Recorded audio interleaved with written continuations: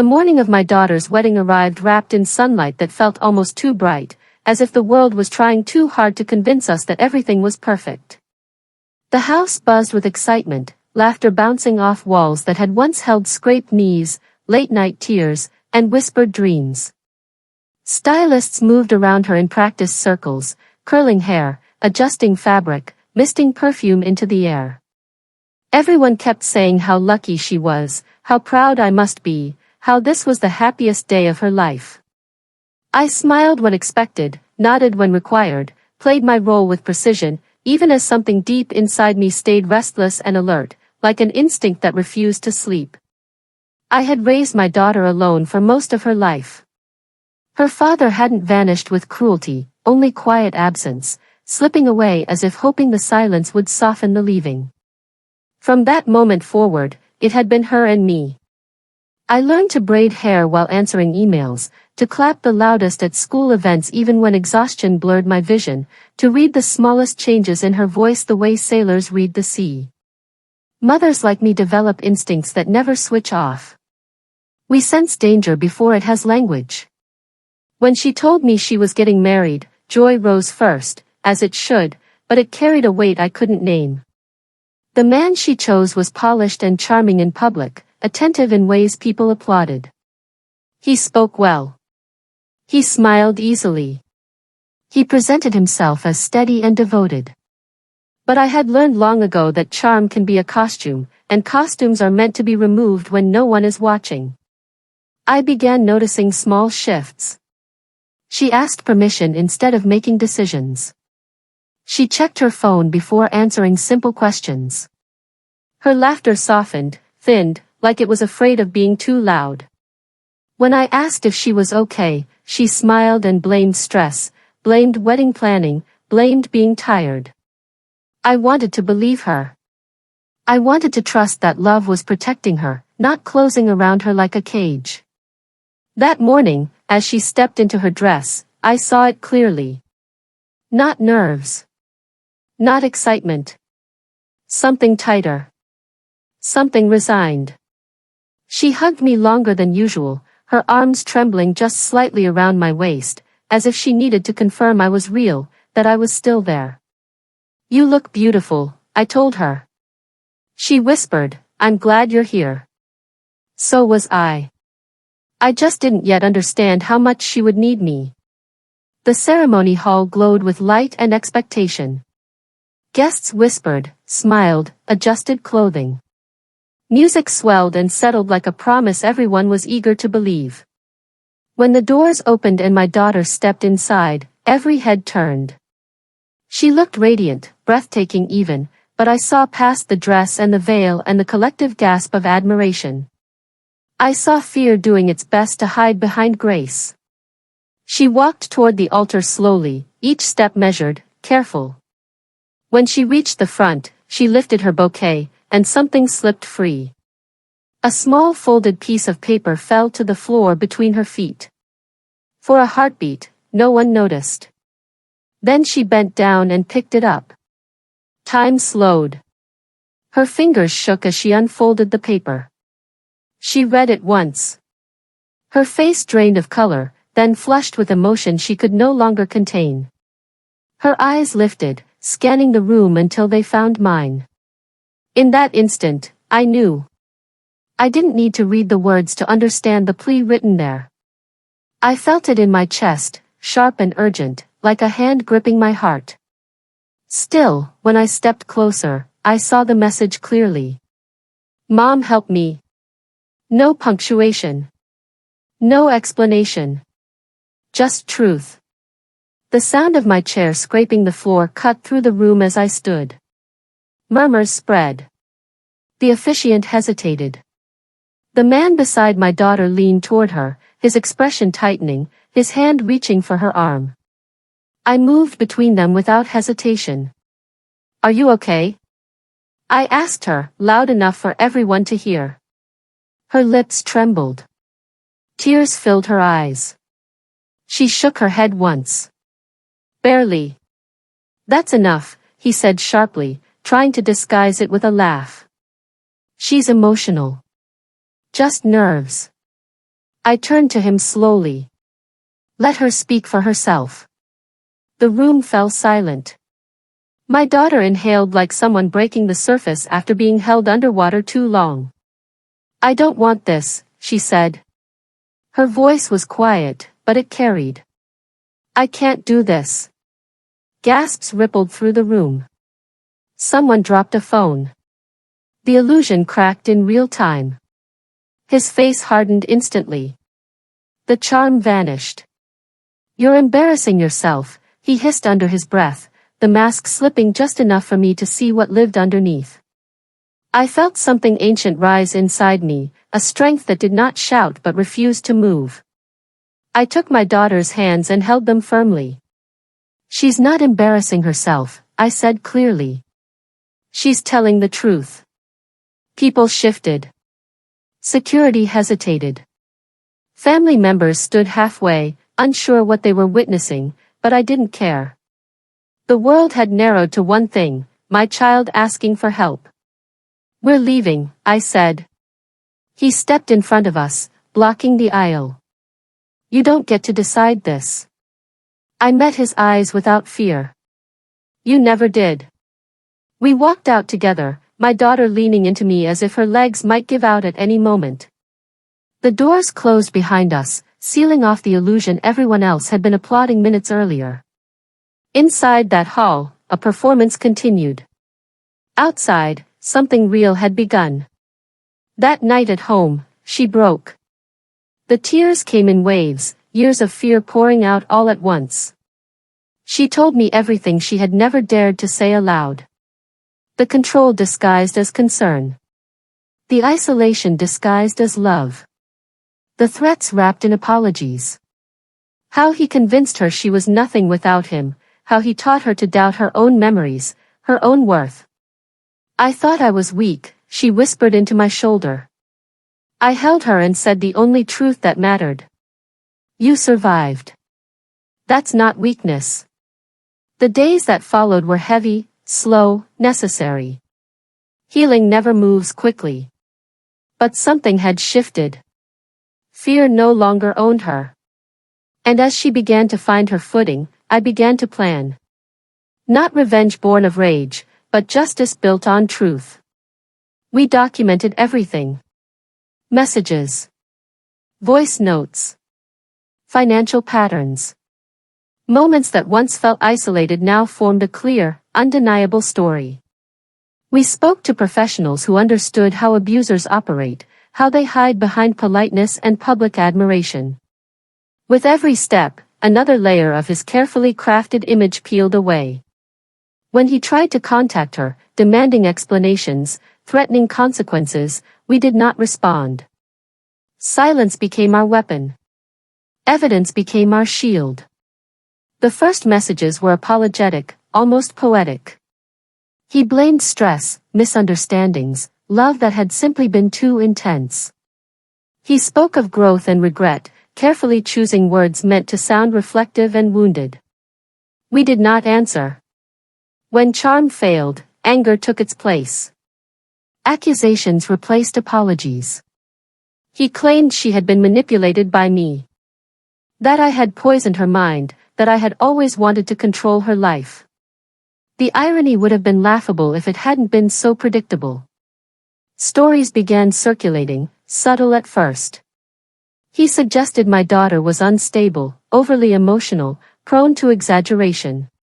He framed himself as the victim of a dramatic escape staged for attention. He relied on what people like him always rely on, doubt. He underestimated one thing.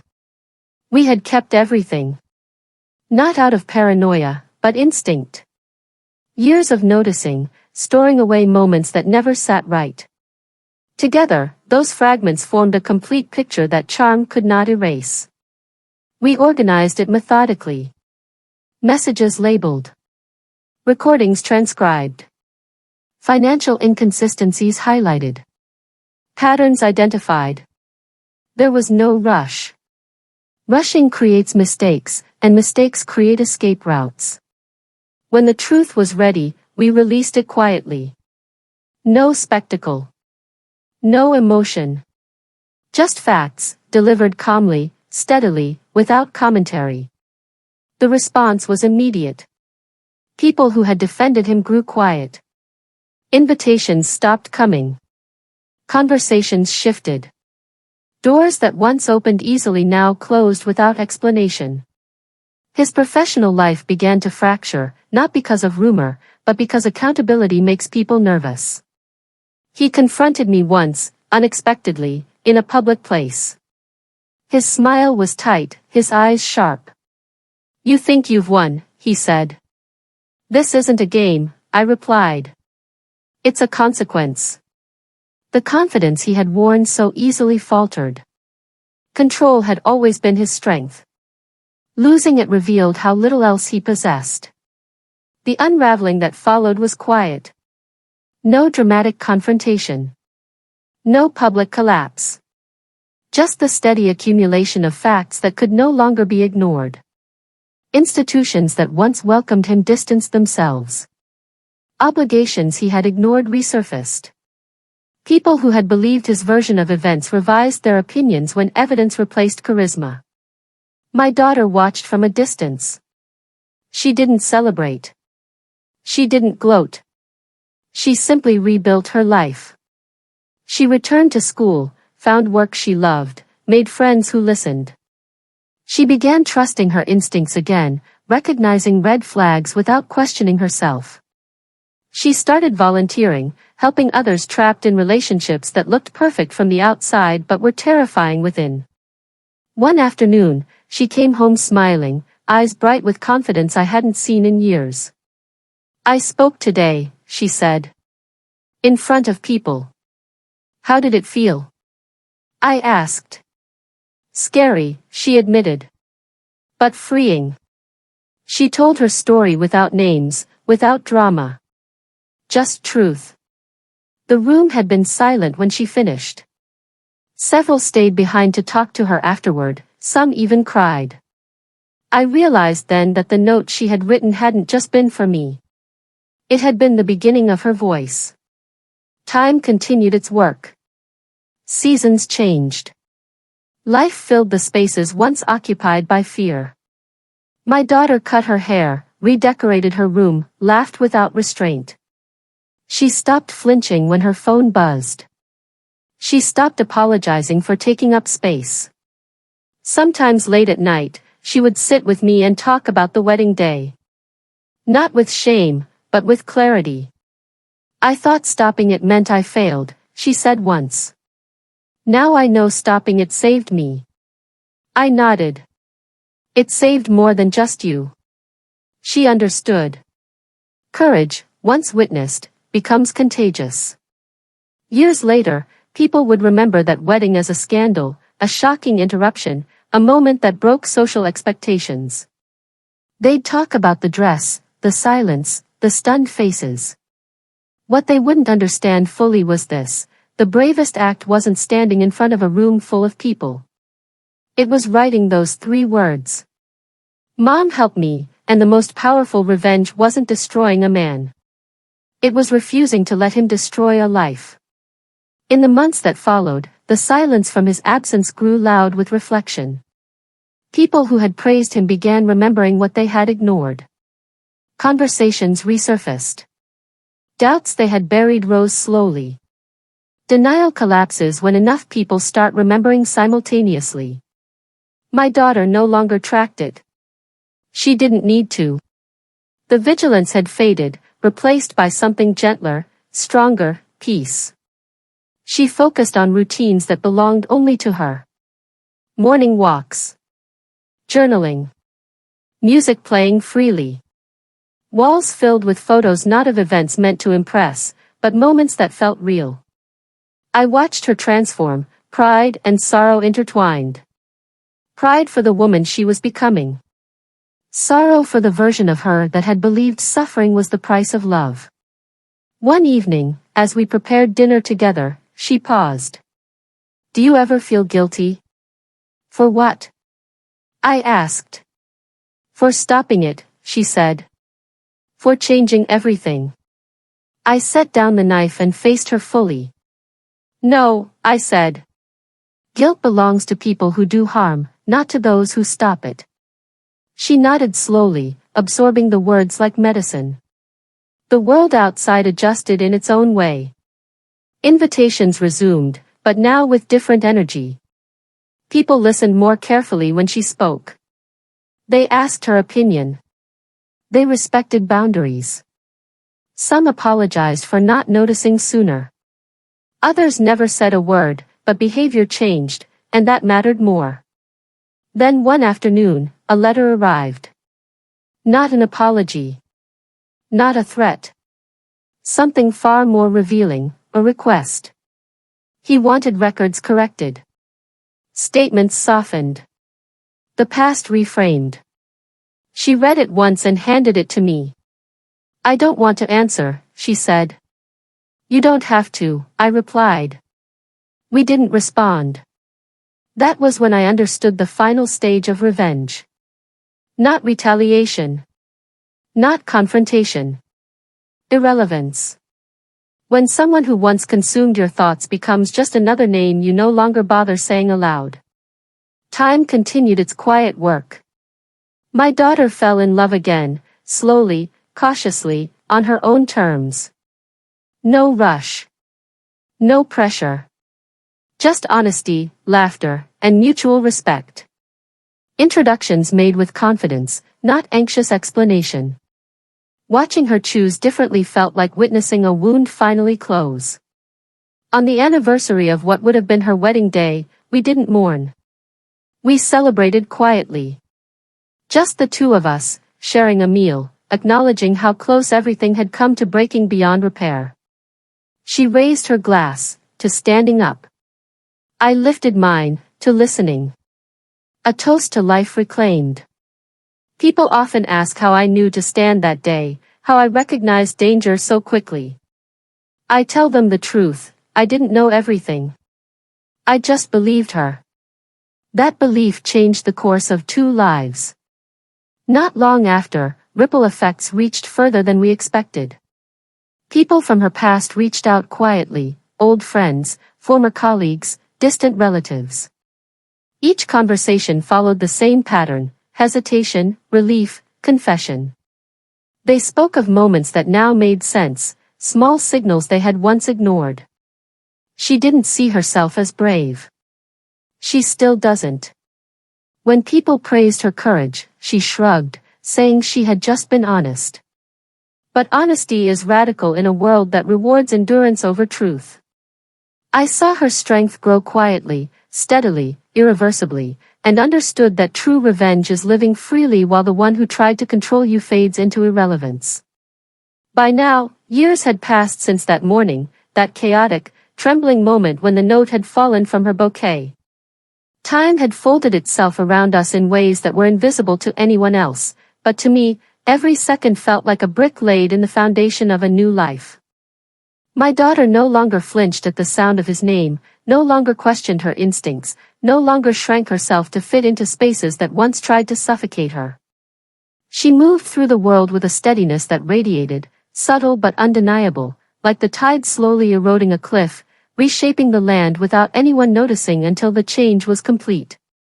The man who had tried to dominate her existence had become smaller, not because of spectacle or public humiliation, but because he had lost relevance. He had once believed power was a performance, that control could be manufactured by intimidation and careful appearances.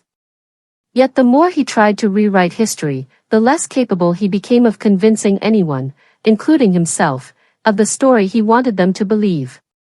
Every failed meeting, every opportunity that slipped through his fingers, every friend who questioned his credibility chipped away at the image he had built.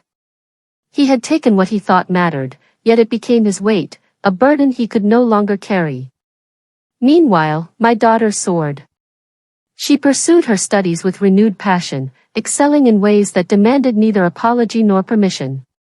She rebuilt friendships and forged new ones, people who didn't know her past and therefore didn't judge her by it.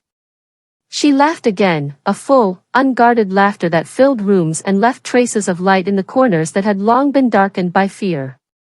She traveled to places she had only dreamed of, learned skills she had once dismissed, and began to carve a life that belonged wholly to her. Every decision she made, every boundary she established, every risk she took was an assertion of her autonomy, and it was beautiful to watch. There were moments when I felt tears rise unbidden, not for sorrow but for awe. The woman who once clung to me in desperation now stood tall, radiating the kind of quiet, unwavering strength that can't be manufactured or borrowed. She didn't need anyone's approval.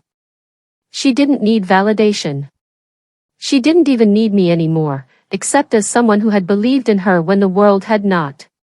I realized then that the fiercest, most lasting revenge is not vengeance, it is life fully lived. To watch her thrive while the one who tried to break her became increasingly irrelevant was a justice far deeper than any court could deliver. Even our home reflected this change. Where fear had once lived in corners and shadows, there was now sunlight, warmth, music, and laughter.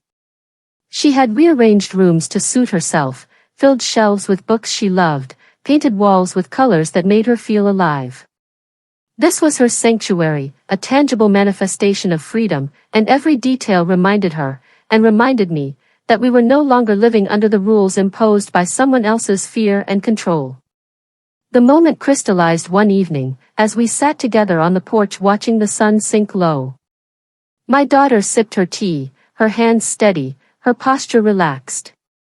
"Do you ever think about that day?" she asked. I nodded. "Every day. I didn't know I could be this strong," she said softly, eyes reflecting the amber sky. "I didn't know I could survive this, let alone rise."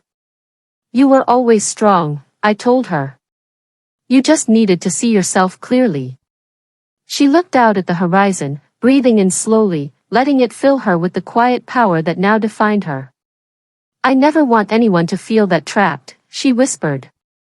"Not my friends, not my sisters, not anyone." And that, I realized, was the ultimate victory. The ripples of courage she had generated now reached far beyond our lives, touching others in ways we could never fully quantify.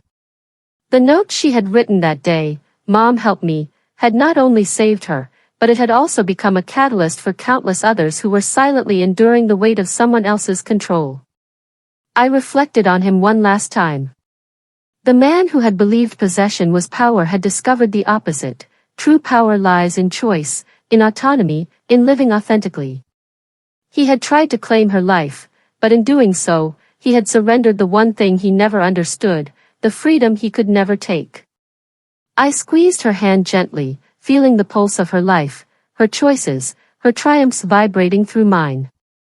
This was what revenge looked like, not confrontation, not humiliation, not spectacle, but a life reclaimed, a spirit unbroken, a joy that could not be stolen.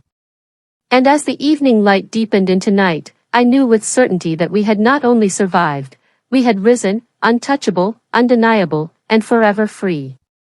Her laughter drifted on the breeze, a sound that carried with it every lesson we had endured, every fear we had conquered, every truth we had refused to hide. It was a sound that would echo long after the memory of him faded, a sound that proclaimed loudly, even in silence, we were here, we were whole, and no one would ever dim that again. The months turned into years, but the memory of that wedding day, the moment the note fell, never dimmed.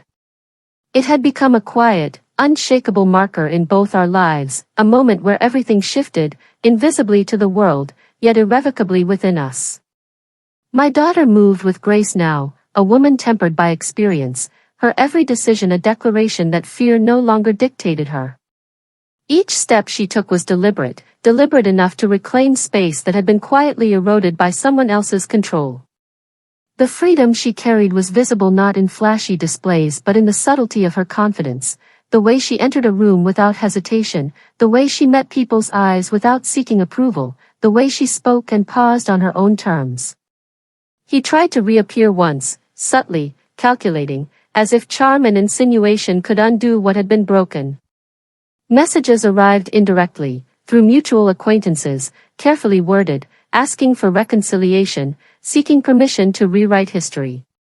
But we no longer existed in the same narrative he had tried to write. We had written our own. My daughter didn't even open his messages. She had learned the strength of ignoring the powerless, the wisdom of preserving energy for life and joy instead of toxic obligation. She had learned that responding is optional, that silence can be more eloquent than any words, and that life moves forward regardless of whether the past begs for attention. The power he had believed he possessed crumbled in ways too quiet for anyone else to notice. One by one, doors he thought were open to him slammed shut. Partners who had once depended on his charm turned away. Professional opportunities slipped through his fingers. Invitations evaporated. The respect he had cultivated over years dissolved because respect rooted in fear and illusion cannot survive truth. And yet, none of this was orchestrated by us. It happened naturally, the universe bending toward justice quietly, methodically, as life always does when lies can no longer sustain themselves. Meanwhile, my daughter thrived in the life she had fought to reclaim. She pursued dreams she had once hidden, friendships that nourished her, creative endeavors that had been silenced. She laughed more freely, lived more boldly, and trusted herself with a clarity that had once been unimaginable. She even began mentoring others quietly, sharing lessons without spectacle, listening more than speaking, and offering guidance that came from experience rather than theory. Her life became the most powerful testimony that freedom reclaimed is stronger than any vengeance inflicted. I watched her one evening, seated at her desk, pen in hand, writing in a journal that had grown thick with reflections, affirmations, and plans for the future. The light from the window cast a golden glow over her hair, and she paused to smile at something she had written. I realized in that moment that the courage she had summoned at the altar had grown, blossomed, and multiplied. She had taken that fleeting note, "Mom, help me," and turned it into a life of agency, purpose, and unassailable strength. And I, standing quietly behind her, felt the profound depth of what we had achieved, not through spectacle or confrontation, but through unwavering presence, meticulous attention to truth, and refusal to allow fear to define our existence. That day, I understood fully, the most intense, lasting power does not come from taking, it comes from giving oneself permission to live, to rise, to be whole, no matter what the world attempts to impose. The man who once thought he could dominate her world had become a shadow, irrelevant and small, a cautionary tale whispered through corridors of his own making. And that, in itself, was victory of the purest kind, intense, quiet, unstoppable.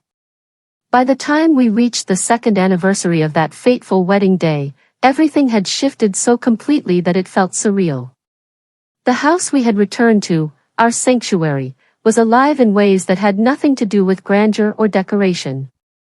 It vibrated with presence, with choice, with the deliberate joy of people reclaiming themselves. My daughter had become unrecognizable to the fear-stricken girl who had whispered, "Mom, help me." Now, she walked with a rhythm that announced ownership over her own story. Every glance, every smile, every word she spoke carried weight because it came from truth, not expectation. She had discovered a strange, quiet power in ordinariness, in living without the pressure of performance, in breathing without apology. Meanwhile, the man who had once orchestrated every aspect of her life had begun to unravel in ways no one predicted. Small failures at work compounded. Friends who had tolerated his charm now noticed the cracks in his narrative. Invitations stopped. People stopped deferring to him automatically. Subtle at first, almost imperceptible, the unraveling was nonetheless relentless. It was as if the very energy he had invested in controlling others had turned inward, eating away at him quietly but persistently. He looked bigger from a distance, more imposing, but up close, stripped of control, he was smaller, diminished. And there was no one left to protect him from the consequences of the life he had built on manipulation. My daughter noticed these shifts too. She watched, curious but detached, her attention no longer tethered to someone else's influence. She learned the profound lesson that the power to rise is not in watching others fall, but in refusing to let them define your worth. Her laughter now filled rooms in a way that demanded no permission, her presence undimmed by the past. Every day she claimed herself, she expanded in ways that made his absence more pronounced, more undeniable. And through it all, I remained close, not to intervene, but to witness, to stand guard, to affirm that courage, once acted upon, only grows. At night, we sometimes talked quietly about the contrast between then and now. "Do you remember that moment?" she would ask, eyes reflecting the soft glow of the lamps. "The bouquet, the note?" "I do," I would reply, feeling the pulse of that day still alive in my chest. "I remember the exact tremor in your hands, the way the world seemed to hold its breath with you." "I thought I was powerless," she whispered. "I thought one word couldn't change everything." "But it did." "Yes," I said. "It did. And not just for you, but for everyone who was watching and too afraid to speak." Her smile then was quiet, profound, and self-contained. The realization had taken years to cement. The greatest victories come not from vengeance or spectacle, but from survival, from reclaiming one's agency, from constructing a life so whole and unshakable that no one else can diminish it. From afar, we observed the consequences of his choices. He had built a life that demanded control, and when it was gone, there was no foundation left. Every attempt to reassert dominance felt hollow. Every interaction, every opportunity, every relationship reminded him of the one person he had underestimated, my daughter. And with each passing day, his influence waned while her confidence, her clarity, her freedom expanded. She had become the living proof that silence, once broken, becomes a power more formidable than any confrontation.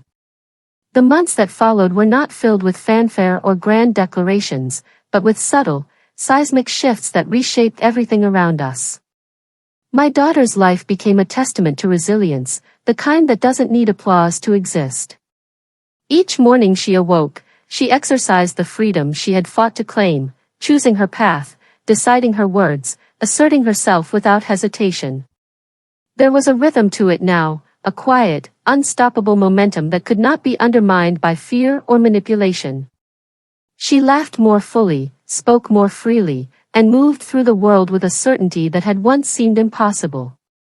That certainty radiated outward, touching everyone she met, compelling respect without demanding it, earning admiration without contrivance. And he was unraveling in ways invisible to most, but impossible to ignore to anyone paying attention. People who had once sought his favor now hesitated to include him. Small professional opportunities vanished. Invitations dissolved. Conversations that had once revolved around his perceived genius now shifted, subtly, toward those who spoke from authenticity. The mask he had perfected over years was crumbling, and there was no stage, no audience, no ally to prop it back up. His world, meticulously curated, was contracting, quietly but irreversibly. Every attempt to regain control only highlighted the void he had left behind, the space that my daughter now filled with life, agency, and unflinching truth. She watched it all, observing without anger, without vindication, without triumphalism. Her focus was her life, her choices, her rebuilding. And in that observation, she discovered a new strength, the power of irrelevance. The man who had once dominated her world, who had sought to dictate her decisions, was becoming irrelevant, not because of spectacle or confrontation, but because she refused to allow him to matter. She had learned that the quiet act of refusing to give someone power over you can be more devastating than any loud declaration. In the evenings, we would sit together, reviewing the paths we had taken, reflecting on the moments that had seemed unbearable at the time. "Do you remember the note?" she asked one night, her voice soft, almost reverent. "I do," I replied, my chest tightening with the memory. 3 words, and the world shifted. "I thought I was trapped," she whispered. "I thought I had no choice." "You did," I said. "You just needed to claim it." She smiled, a slow, steady smile, the kind that carries the weight of hard-won understanding. The truth she had spoken that day, the simple plea for help, had become the cornerstone of a life rebuilt, a life in which fear no longer dictated her actions. Each choice she made, each boundary she asserted, was a reaffirmation of that courage. Meanwhile, the man who had underestimated her continued to falter. Without the illusion of control, his life contracted, exposing every weakness he had long hidden. Relationships fractured, reputations dimmed, and opportunities that had once seemed assured evaporated quietly but irrevocably. And through it all, my daughter flourished, not because she was seeking revenge, but because she had reclaimed herself. The contrast was stark. Her life expanded with purpose, while his life constricted under the weight of choices that had been rooted in manipulation rather than integrity. That night, as she drifted to sleep, I realized the profound intensity of what we had achieved. Survival had become power. Courage had become agency. And the quiet, relentless act of reclaiming one's life had become a force more potent than any confrontation or spectacle could ever be.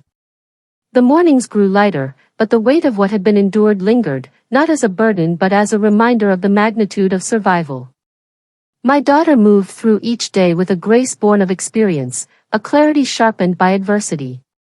She no longer flinched at the sound of someone raising their voice, nor did she question her instincts when something felt wrong. Every decision she made was rooted in self-respect, not fear. Every word she spoke carried the authority of someone who had reclaimed her voice.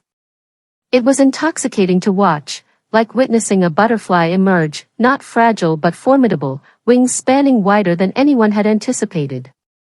Meanwhile, he, the man who had once seemed untouchable, began to feel the weight of absence. The charisma he had relied upon, the carefully constructed image of perfection, began to crumble under its own pressure. Invitations that once opened effortlessly closed without explanation. Conversations that had once revolved around him now ignored him entirely. Doors that had seemed permanently open slammed shut quietly, deliberately, leaving him to confront the consequences of a life built on illusion rather than substance. His world contracted into a suffocating sphere of disappointment and exposure, and he could not grasp why the control he had always wielded so effortlessly was slipping through his fingers. And then came the subtle but relentless ripple effects of truth. Colleagues who had been charmed by his confidence now recognized inconsistencies in his narrative. Friends who had deferred to his ego began to question their loyalty. Opportunities vanished not because of gossip, but because accountability has a slow, precise way of dismantling pretense. Every misstep, every ignored responsibility, every facade he had cultivated to maintain dominance was now exposed by the very reality he had refused to acknowledge. At home, we watched quietly, feeling no joy in his faltering, only a deep satisfaction in the freedom we had carved for ourselves. My daughter's confidence blossomed daily. She spoke in meetings with authority, negotiated with certainty, laughed without permission. Every step she took was a reclamation of herself, a declaration that she would no longer be shaped or restrained by anyone else's expectations. And as she expanded, the contrast became impossible to ignore. Where she thrived in authenticity, he faltered in the absence of control. That afternoon, as we sat together in our sunlit living room, she reached over and squeezed my hand. "I can't believe how different it feels," she murmured. "To live without fear, without questioning myself every second." "I know," I replied, my voice steady. "But that's the power you've claimed. That's the life you refuse to surrender." She smiled, and it was a smile that carried years of pain, triumph, and awakening all at once. I understood then that the ultimate revenge had not been public, loud, or vengeful. It had been private, deliberate, and enduring. It had been survival transformed into freedom, courage transformed into life. The man who had once held so much sway over her existence had become irrelevant, not because we sought to diminish him, but because we chose to stop giving him power. He had lost access to her world, her choices, her voice. The control he craved dissolved quietly, replaced by a truth he could neither manipulate nor escape. And in that dissolution, the intensity of our journey, the risk, the fear, the confrontation, the reclamation, found its apex. The day my daughter fully stepped into herself, unshaken, unafraid, unbound, marked the moment the story had truly been won, not by force, but by the unassailable strength of life reclaimed. Evenings became a sacred time, a quiet reflection on how far we had come. The house that had once carried whispers of fear and doubt now resonated with laughter, music, and conversation filled with certainty. My daughter moved through the rooms with the ease of someone finally unburdened, her presence commanding attention not through demand but through sheer authenticity. Every choice she made, every boundary she set, was a statement: I exist, I decide, I am enough. That power, quiet yet immense, rippled outward, reshaping every interaction, every relationship she touched. Meanwhile, his world continued to shrink, not through spectacle but through the inexorable effects of truth and absence. Invitations stopped arriving, once loyal colleagues grew distant, and social circles that had once welcomed his charm now avoided the instability he carried. The energy that had once been drawn to him now dissipated, leaving him exposed. It was the slow erosion of influence, the kind that is more devastating because it doesn't announce itself. His failures were quiet, cumulative, unavoidable. And while he searched for blame in external factors, the reality was simple: without the control he had so carefully cultivated, he was powerless. The contrast between our lives could not have been more pronounced. My daughter thrived in freedom, her confidence expanding with each passing day. She made decisions without hesitation, spoke without fear, and moved through the world unshakable. Every step she took reinforced her reclamation of life, her authority over herself. And every misstep he experienced, every door that closed, every opportunity that vanished, underscored the cost of living a life built on illusion and manipulation rather than truth and integrity. One afternoon, as we sat in the garden, sunlight spilling across the blooms, she turned to me, eyes clear and steady. "Do you ever think about what would have happened if I hadn't spoken up?" "I do," I admitted. "And I think about how you did it anyway, despite the fear, despite the pressure. That's what matters." She smiled, a mixture of relief and triumph, the kind of smile that carries the weight of survival transformed into strength. I realized then that the ultimate victory had never been about punishing him, it had been about ensuring she never had to live under his control again. The quiet power of living freely, authentically, and fearlessly was the revenge that mattered, the justice that endured. As months turned into years, this pattern solidified. My daughter's voice grew stronger in her work, her relationships, and her community. People who had once doubted her now sought her insight. Opportunities arrived not because she sought validation, but because she had cultivated competence, integrity, and unwavering confidence. Each achievement reinforced the one truth that had guided us from the wedding day: freedom, reclaimed, is the most potent form of power.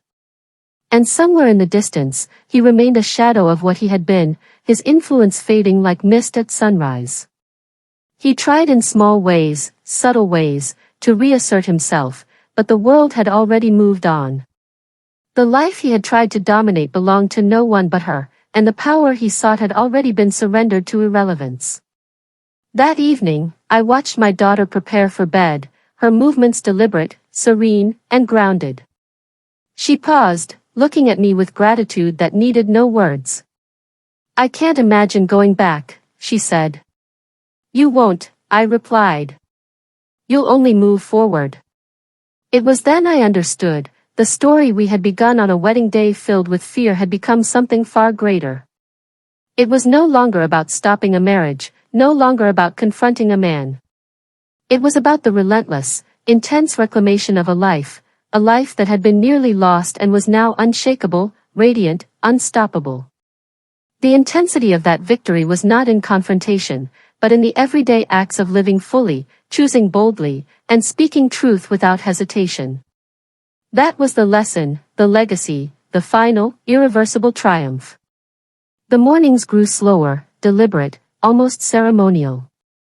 Every sunrise became a reminder of what had been taken and what had been reclaimed. My daughter's laughter, once tentative and cautious, now rolled freely through the rooms, unafraid of echoing, unafraid of being witnessed.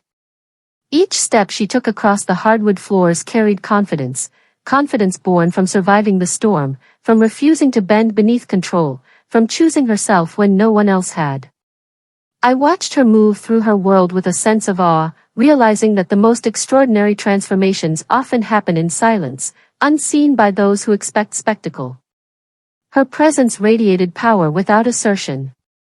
She no longer shrank in the face of authority, no longer hesitated when making decisions, no longer questioned the validity of her instincts. Every action was an imprint of self-possession, choosing her words carefully but boldly, setting boundaries without apology, refusing to shrink for the comfort of others. It was mesmerizing, almost terrifying in its intensity, for those who had believed they could contain her.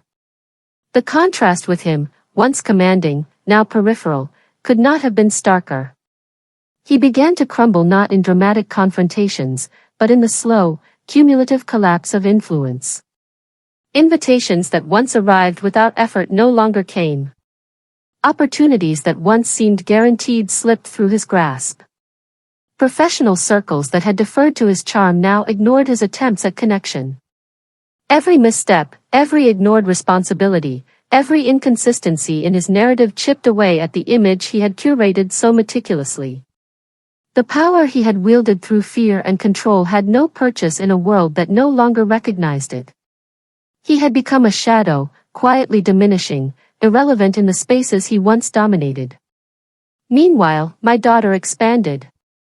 She took courses, engaged in work that challenged her intellect, surrounded herself with people who respected her voice rather than sought to suppress it. Her confidence became contagious, inspiring those around her to trust themselves more fully.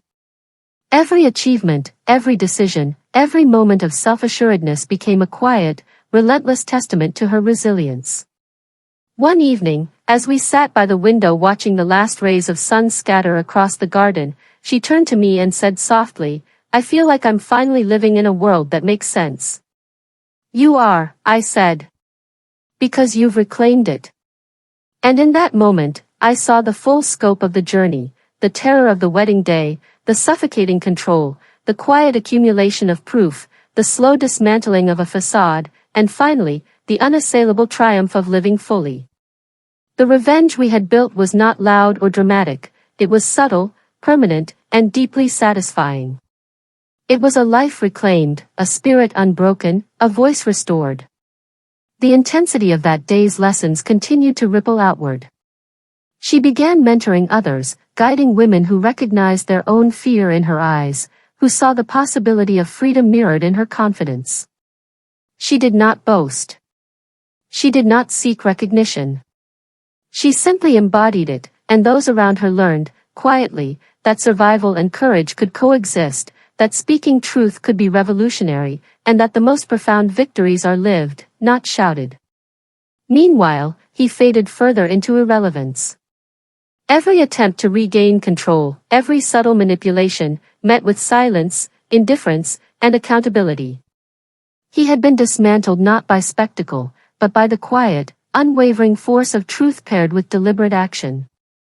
He had been present in our lives once, dominant and controlling, but now he existed only in memory, no power, no influence, no claim. And as I watched my daughter rise, fully herself, I understood, the most intense revenge is not about punishment. It is about claiming what is rightfully yours, living without fear, and allowing the world to bear witness to the unshakable presence of those who refuse to be broken. By now, the rhythm of our lives had shifted into something profound, almost sacred. Every morning was a declaration. We were no longer defined by fear, by control, or by the shadows of a man who had tried to dominate our world. My daughter moved with deliberate grace, her movements a dance of reclaiming space that had once been denied to her. She laughed openly, spoke boldly, and made choices with a quiet authority that left no room for doubt. Each day she existed fully, fiercely, and without hesitation, and in that existence lay the most powerful statement of all: she belonged to herself, completely and irrevocably. The man who had tried to hold her in place, who had convinced her that compliance was survival, was now a figure of fading influence. His attempts to regain authority, emails, messages, veiled threats, were met with calm refusal. Each ignored message, each unacknowledged call, became a silent echo of the freedom we had claimed. And with every passing week, his world constricted further. Connections frayed. Opportunities vanished. His reputation, once polished and untouchable, began to crack, exposing the fragility beneath the charm he had worn like armor. Meanwhile, my daughter's strength became magnetic. People gravitated toward her confidence, her clarity, her unwavering sense of self. Doors opened for her, not because she sought them, but because integrity and authenticity command respect without effort. She spoke her mind, set boundaries without guilt, and acted without fear of judgment. Each choice reinforced her sovereignty, each success, no matter how small, became a ripple of proof that courage and truth endure where deception cannot. One evening, as twilight settled across the garden, she turned to me with a quiet smile. "I never thought I'd feel this calm," she said. "Like, nothing can touch me." I nodded, understanding the weight behind her words. "You've built a life that fear cannot penetrate," I replied. "That calm is your power." It was the culmination of everything, the wedding day, the plea for help, the courage to say no, the careful collection of evidence, the patience to let truth unfold. Our revenge had never been dramatic or vindictive. It had been surgical, deliberate, and absolute. Reclaim life, reclaim voice, reclaim peace. And in doing so, we dismantled the illusion of control he once held. The intensity of it lay not in spectacle, but in permanence. My daughter's liberation was daily, tangible, undeniable. It radiated in her posture, in her speech, in the way she interacted with the world. And the man who had tried to dominate her could only watch from the periphery, powerless, as the life he sought to claim had flourished beyond his reach. This was revenge elevated to its highest form, not destruction, not humiliation, not punishment. But the unwavering assent of someone who refused to be broken, the persistent, unstoppable force of truth lived fully, fiercely, and unapologetically. Every choice she made, every laugh she let out, every moment of joy reclaimed, was a silent but devastating triumph over the control that had once threatened her. And that, I realized, was the most intense, unassailable victory imaginable. The final chapter of our journey was not marked by confrontation, not by spectacle, not by public vindication. It was marked by quiet, absolute sovereignty, the kind of power that cannot be measured, the kind that cannot be stolen or diminished.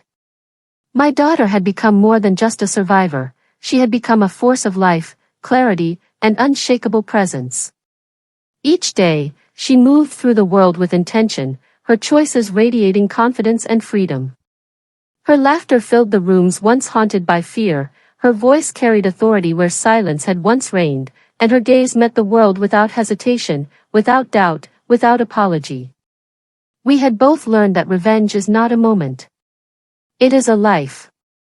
It is in the calm, the measured steps, the unwavering refusal to let someone else dictate your existence. The man who had tried to contain her, who had spun charm into control, who had disguised manipulation as devotion, had vanished into irrelevance.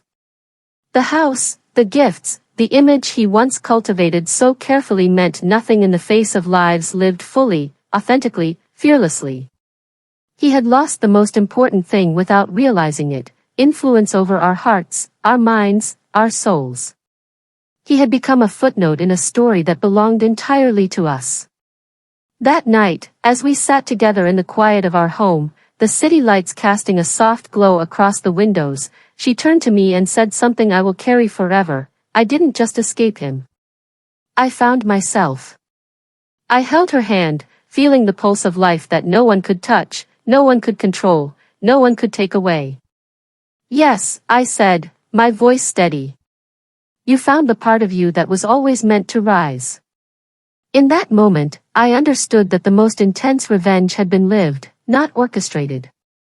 It was in the freedom we claimed, the boundaries we set, the dignity we refused to compromise. It was in the quiet satisfaction of knowing that we no longer measured our worth by someone else's approval, and that our lives could no longer be threatened by someone who had once tried to cage us. Time continued, seasons shifted, and life moved forward with its subtle insistence. My daughter's confidence inspired others. Her story became a guidepost for those trapped in the illusions of love, control, and fear. She spoke not with bitterness but with clarity, guiding, encouraging, teaching others to trust themselves, to reclaim their voices, to recognize that real strength is choosing life, even when the world demands submission. And me, I stood alongside her, proud, unbroken, a witness to transformation that no court, no confrontation, no public spectacle could ever replicate.